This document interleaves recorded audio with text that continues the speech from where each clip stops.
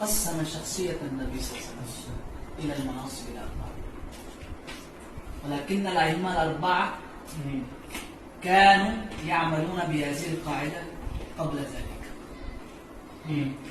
القرافي هو فقط بين هذه القاعدة من حيث اللفظ والمصطلح. نعم.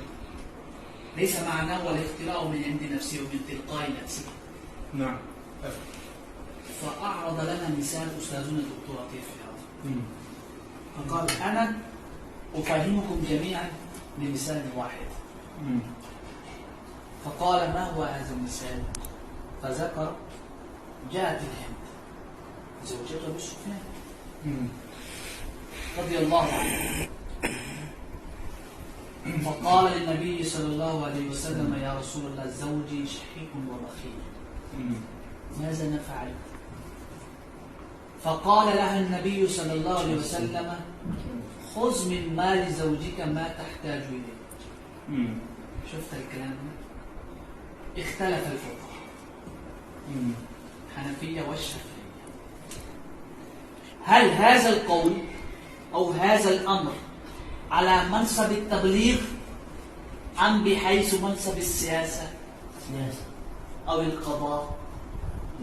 من قال بالتبليغ فيجوز لكل واحد أن يحكم بهذا الرأي، ولكن من يقول إن هذا العمل أو إن هذا الرأي الذي قال به النبي صلى الله عليه وسلم وهذا الحكم هو على منصب القضاء، يجوز للقاضي لا يجوز لغيره. إذا رأى القاضي مصلحة في هذا العمل أو في هذا الرأي يحكم به.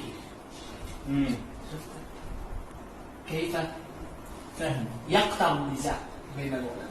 هم ما فهموش كده، هم كل الناس نعم دش خلاص، يعمل كده خلاص يلا نفذ. بزي افعال سنيه الاصول تكلموا فيه افعال نفسيه، مش كل افعال واجبه ولا كل افعال زي ما شرحنا ناخد بعض، لا في حاجات كتير كل حسب وقتها، حاجات اسئله التمهيديه وطرق السياسه العامه كذا الله ما تقوش ودي يتكلموا ممكن مش فاهم. حتى والله إمام الكساني في بداية السنة أو الحنفية في كثير من المسائل يقول هذه المسألة من باب السياسة ليس من باب التبليغ. انظر هذا الكلام، مثلا التغريب والجلد، مثلا الذي زنى أو زنت غير المتزوج، اتفق الفقهاء على الجلد ولكنهم اختلفوا في التغريب. فهمت الكلام؟ اختلف هل تغريب من باب التبليغ أم من باب القضاء والسياسة؟ شفت الكلام؟ من يقول من باب التبليغ يحكم بهذا الرأي، الجلد مع التغريب مع الكل. الحنفية يقول لا، الجلد هو الحد فقط، أما التغريب هو من باب السياسة. متى رأى القاضي في التغريب المصلحة يحكم بهذا الرأي. شفت منصب التبليغ منصب القضاء فرق كثير كالسماء والأرض. فلا عندنا الناس لا يعرفون هذه الفروق.